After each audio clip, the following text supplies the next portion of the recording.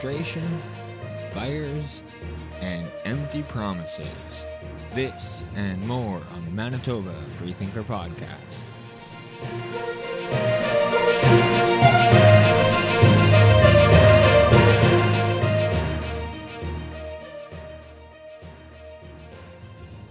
Welcome back to another show, ladies and gentlemen. I hope you're having a wonderful day as always. A quick question. Do you guys think that Manitoba is opening too slowly? Do you think we should be taking some moves from out west and getting rid of the gathering size limits or getting rid of the mask mandate? Or are you happy with Pallister's slow reopening plan? Either way, let me know in the comments below how you guys feel. Alright, Manitoba. Yesterday, the Manitoba government released the COVID-19 enforcement numbers, and despite two big rallies held on Canada Day, the ticket numbers are low, as predicted. It seems like I've said before, they're only going to be enforcing and ticketing rallies and events that protest the lockdowns and restrictions. It seems like any other rally or protest the Manitoba government seems to be okay with. There were a total of 58 warnings and 24 tickets that were issued during the week of June 28th to July 4th, including 22 $1,296 tickets to individuals and one $298 ticket to an individual for failing to wear a mask in an indoor public place, and there was one $5,000 ticket handed out to a business. Officials advised that 13 of the 22 $1,296 tickets issued to individuals were in relation to gatherings in private residences or outdoors. 8 were for failure to self-isolate, and the one, like I said, was to a sole proprietorship. Enforcement officials continue to investigate all large gatherings and rallies that they are made aware of. Since enforcement began April 2020, a total of 5,030 warnings and 2,040 tickets have been issued, resulting in almost $2.8 million in fines to businesses and individuals in Manitoba. And the business that was fined was a superstore in Steinbach. It doesn't say why they were fined or what rule they broke, but it does say that they have been fined in the past. So I'm just going to say real fast, if I lived in Steinbach, that would be the only store I go to and shop, and I would definitely show my support for that local business. And I would try and help end these ridiculous lockdowns already. There's no need for it. We have some of the highest vaccination rates in the country, and our healthcare system is not being overrun. So it's time to end this. But also yesterday, the province released the Fire Bulletin number 15, and it says, the Manitoba Wildfire Service advises that due to continued dry conditions and a return to high to extreme fire danger levels this weekend, fire and travel restrictions are being implemented across much of the southern and central Manitoba, effective tomorrow at 8 a.m. So that's effective today. In areas 1, 2, 3, 5, 8, 9, and 10, all provincial burning permits are cancelled, as well as level 2 travel restrictions imposed, which include the following. Motorized backcountry travel, including ATV and other off-road vehicles, is prohibited unless under the authority of a travel permit. Camping is restricted to developed campgrounds. Campfires are permitted only between the hours of 8 p.m. and 8 a.m. Wayside parks will remain open. Landing and launching is restricted to developed shorelines only. And industry and outfitters should contact local Manitoba conservation and climate officers for more information. Areas 6 and 7, as well as all provincial parks located outside of travel restriction zones, all provincial burning permits are cancelled, and campfires will be restricted to between the hours of 8 p.m. and 8 a.m. Oh, sorry, I said that. The province's fire and travel restrictions map will be updated as of today when the restrictions take place. So if you want to check out the map and find out what all the areas are, you can go to www.gov.mb.ca/fire/restrictions/index. So you could check out the map there, or go to mb.gov, like the Manitoba government webpage. So all these fires has led to an air quality alert, and I'm sure most of you guys experienced that yesterday. There was a cloud of smoke hovering around Winnipeg. I mean, you could just smell it in the air. Sure, a lot of you guys who had allergies, your eyes were probably watering. But in a statement yesterday, Environment Canada warned that elevated pollution levels are expected or occurring from the Ontario border west into the central parts of Manitoba, including as far north as Poplar River and down to the U.S. border to the south. Those in the affected areas are warned to limit outdoor activity and stop physical activity if breathing becomes difficult or uncomfortable. And Environment Canada also recommends turning off air conditioning units that may draw the smoke indoors. Young children and elderly, pregnant women, and those with heart and lung conditions are most at risk. So wildfire smoke is a constantly changing mixture of particles and gases, which includes many chemicals that can harm your health. If you or those in your care are exposed to wildfire smoke, consider taking extra precaution to reduce your exposure. So, provincial spokesperson said there are currently 32 active wildfires across the province, including 3 major fires, one in Grahamdale, Bird Lake, and the other at Lynn Lake. 2 of those fires are human-caused, while one is still under investigation. And so far, there has been 140 wildfires in Manitoba this year. Just so you know, air quality advisories has been extended today for parts of the Interlake and eastern Manitoba due to the smoke from the forest fires. The first advisories were issued on Monday, and but like I said, they will continue today. But despite the smoky hazy continuing to hang over the Winnipeg area, the previous Environment Canada advisory has been lifted for the Winnipeg area. So, and also in Winnipeg, just more fires. Winnipeg fire crews responded to 2 wildland fires at Centerport, Canada Way in less than 24 hours. So 2 different fires. Just after 4:30 p.m. On Tuesday, members of the Winnipeg Fire Paramedic Services were called to the area for a grass and brush fire. When firefighters got to the scene, they found smoke coming from a treed area which was extending into the adjacent grassy field. In order to attack the fire and protect the surrounding area, crews used specialized equipment, and they also used a drone to help with situational awareness and to detect hot spots. The fire is now under control and no one was hurt. According to the city of Winnipeg, the fire was in the same vicinity as another wildland fire that took place on Monday evening, and that fire grew to nearly the size of 3 football fields. So, and the causes of both fires are unknown at this time.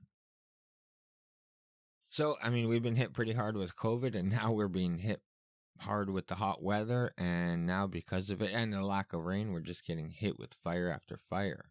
So weather has been a major factor in Manitoba this spring and summer, so much as so the rural municipality of St. Laurent in Manitoba declared an agricultural state of disaster on Monday following the relentless heat wave and lack of rain that we've seen in the region. So far, it's received less than 40% of the normal rainfall this year. So in addition to below normal amounts of rainfall, this year's crop yields has been significantly lower than usual, while dugouts and wells are drying up as well.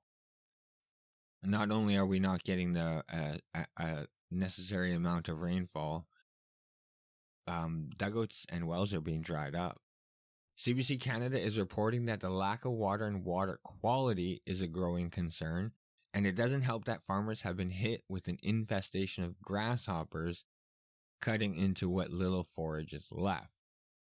So Deputy Reeve Frank Bruce said some farmers are getting desperate and are being forced to sell their livestock because of the high cost of feed and water. Quote, some are selling off their cattle because of the dryness. It is a disaster. Many don't have water, said Bruce. They are getting wells dug up and are actually hauling water from the lake and into the dugouts. So our Manitoba farmers have been struggling with this heat wave and lack of rain. So it has been a tough spring and summer for Manitobans so far across the board. And in case you were hoping for some good news in regards to loosening up some of the restrictions in Manitoba, well, the Manitoba government sent out a news release today, and Brian Pallister held a news conference today and shut that down. So, no good news coming out of Manitoba today at all. So, their press release, Manitoba achieves 4321 Great Summer Vaccine milestone. Continues to build responsive, community-focused vaccine opportunities and outreach. It says, Manitoba has achieved its second holiday vaccine milestone of the 4321 Great Summer Reopening Path nearly a month ahead of schedule, meaning more than 75% of eligible Manitobans have received at least one dose and more than 50% of Manitobans have received both vaccine doses, Premier Pallister announced today, noting province-wide efforts to tackle vaccine hesitancy and encourage Manitobans to roll up their sleeve continue. Quote, once again, Manitobans have responded in record numbers to do their part to roll up their sleeve and get vaccinated, said Pallister. As we look forward to regaining more of our freedoms this summer, as more and more Manitobans get fully vaccinated, the race against COVID is not over yet. We all have a part to play, and anyone who still needs their first or second dose, I want you to know, we still need you in this monumental province-wide effort, end quote. Public health officials have recommended that at least one incubation period should pass between changing public health orders. As a result, Premier noted new public health orders are expected next week to reflect the immunization milestone achieved and the state of COVID-19 in Manitoba. So to help reduce barriers and support even more Manitobans to get their first or second dose of the vaccine, every super site in the province will be offering only walk-ins on Wednesday, July 14th. More than 20,000 vaccines will be available, including approximately 8,000 Pfizer vaccines earmarked for young people aged 12 to 17. There will be Moderna and Pfizer vaccines available at every super site. Quote, our government has spared no effort to bolster vaccine availability and accessibility, and to give Manitobans the information and support they need to roll up their sleeve, not once but twice, and get fully vaccinated, said Pallister. We are close to achieving all of our vaccination milestones earlier than we could have ever imagined. Now we just need that extra effort by every Manitoban not yet vaccinated to roll up their sleeve and push us across the finish line so we can safely and fully reopen, end quote. The province continues to show strong immunization numbers as compared to other Canadian jurisdictions. Per capita, Manitoba continues to be first in the country in the total number of doses administered and percentage of eligible people aged 12 and older who are immunized. Community-led partnerships are continuing to help support the ongoing success of the province's immunization campaigns, the Premier noted. So, it continues on. Earlier this week, Vidar Solutions held an immunization clinic in Arborg for its employees, their families, and community members. It provided nearly 200 doses of vaccine, including many first doses. The company supported the clinic with planning, worked with the regional health authority to line up immunizers, found volunteers to support on-site logistics, provided movies for young people being immunized, and partnered with a food truck to provide everyone who is immunized with a small meal afterwards.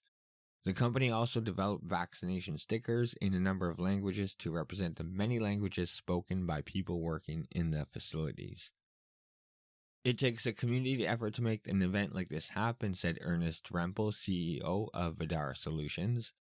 Vidar would like to express our gratitude to the nurses for their kindness and the hard work throughout the day, to the IERHA and the provincial government for supplying the doses, to the Vaccine Task Force and the MLA Derek Johnson for his office and their efforts toward making this clinic happen, to our staff volunteers for their tireless efforts and compassion for those attending the clinic, and to those who chose to attend for helping to keep our community safe.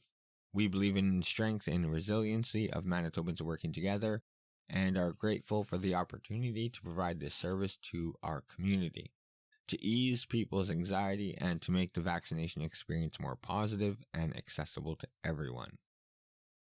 To achieve the Labor Day immunization targets as set out in the 4321 Great Summer Reopening Path, about 33,000 more first doses and 100,000 second dose immunizations must be given.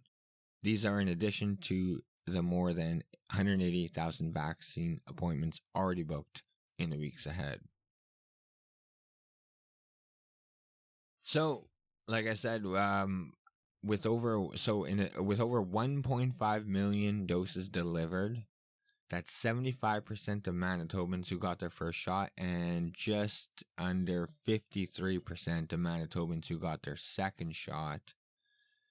That is putting Manitoba first per capita per doses administered. And yet, we still can't have anyone over inside our private residences. Now, does that make any sense to you? Any at all? There are jurisdictions out west that no longer even require masks, and they have zero restrictions on gatherings. None at all. Yet, fully vaccinated Manitobans can't even have mom and dad over. Fully vaccinated Manitobans can't even take their mask off. Pallister indicated there will be more news on lifting restrictions next week and refused to get into any details on what might be lifted, and he also wasn't willing to give a more precise date. So once again, leaving Manitobans still unable to plan for any sort of social event like a wedding or a funeral, and some businesses still can't even open, so they can't even make future plans like movie theaters or bingo halls. These sectors are still closed, and Pallister is still being tight-lipped on everything. Pallister said that Manitoba health officials are recommending at least one incubation period before making some changes.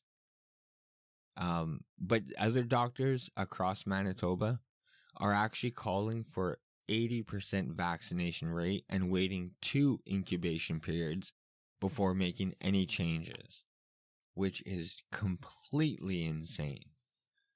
You know, like, despite having no changes to the order, and even though Manitoba hit the vaccination target rate of 7550, Pallister is now trying to convince Manitobans to reach the September-long vaccination target of 80-75. And he wants us to hit it early by having a province-wide walk-up appointment at every super site in the province. So like I said earlier, to hit that target, the September-long target, we need 30,000 more Manitobans to get their first dose and 100,000 more Manitobans to get their second dose. So, I mean, I just find it funny that he's moving on to the next step without even changing any orders. Pallister points out that he continues to receive hate for his decisions from both camps, the open faster people and the we're opening too fast people.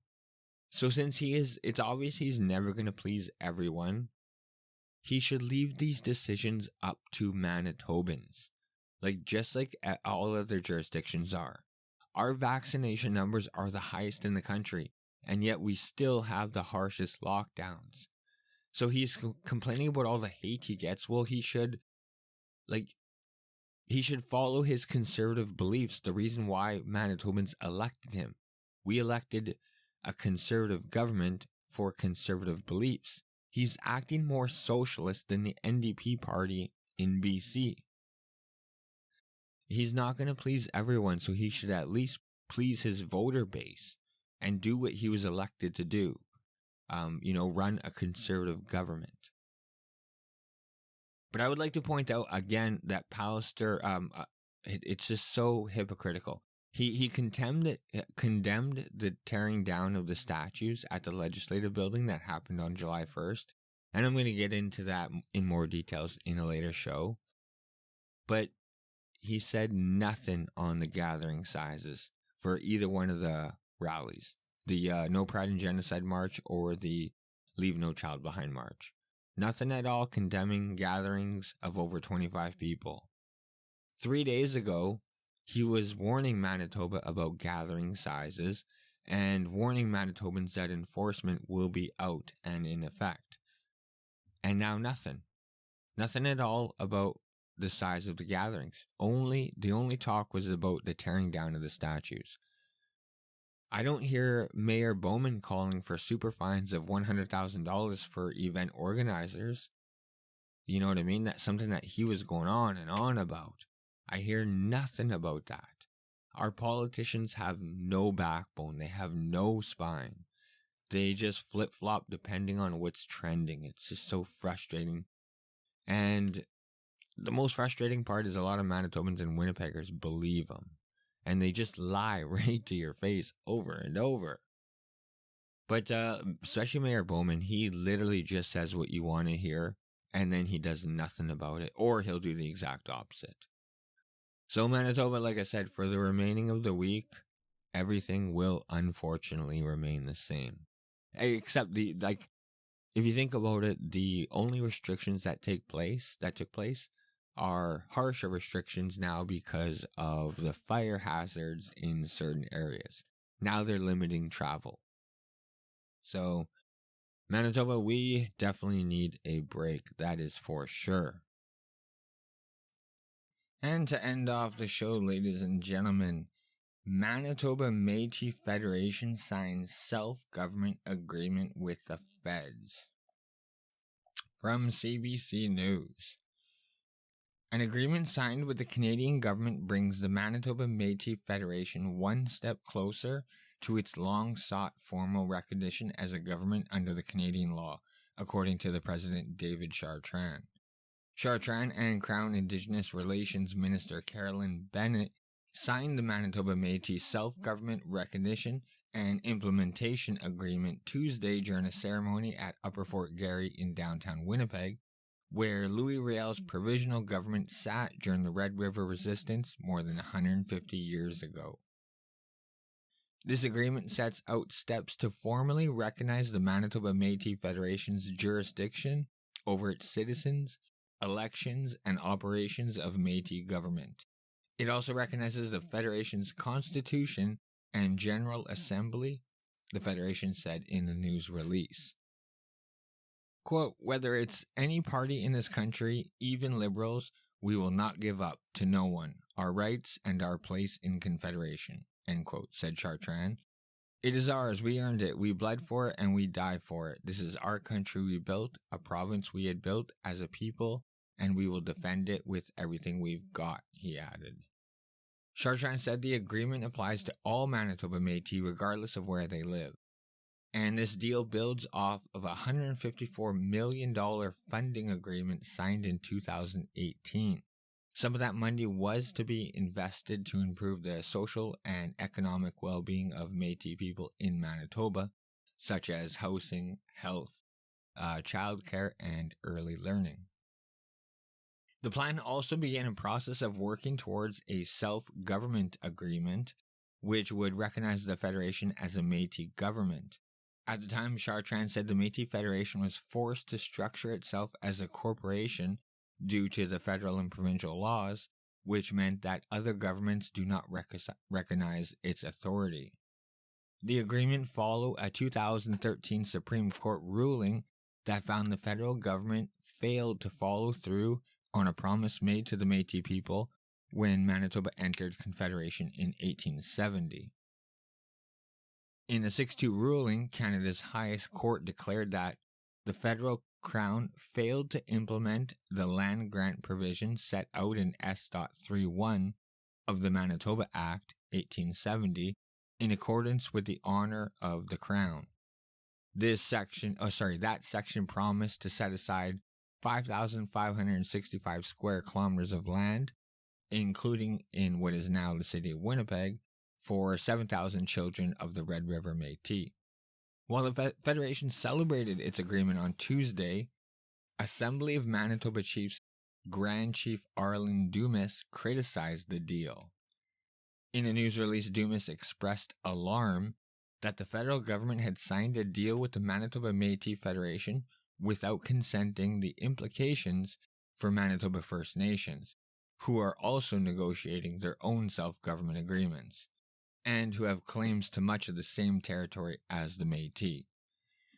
Next steps following the agreement with the Métis Federation include negotiating a treaty and passing implementation legislation in Parliament. So there you have it, Manitoba. I guess there is some good news. At least for the Métis people, they are soon going to be recognized as their own government. And so that's a plus because it's been a long time fighting. So I'm happy for them. The Canadian government has fucked them over long enough, I guess.